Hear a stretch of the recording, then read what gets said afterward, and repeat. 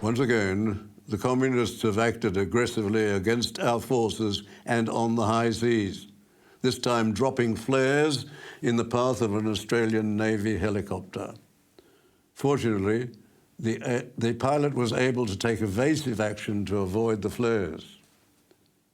As on the last occasion, Anthony Albanese behaved as if he were the agent or governor of a communist vassal state or a communist satellite.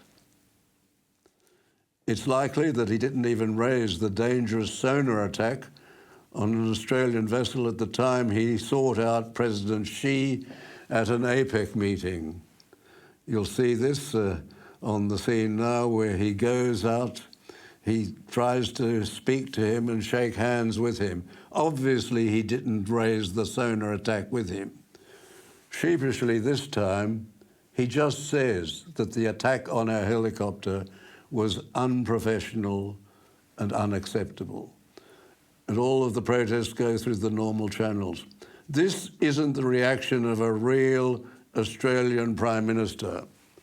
The communists obviously clearly hold him in contempt, as they do Joe Biden, especially after his appalling retreat from Afghanistan. If impeachment were a real remedy for an appalling president, he would have been impeached and found guilty before the Senate long ago. Once again, the comparison with President Trump stands out. All of the dictators, Beijing, Moscow, Tehran, Pyongyang, in that axis, were on good behavior.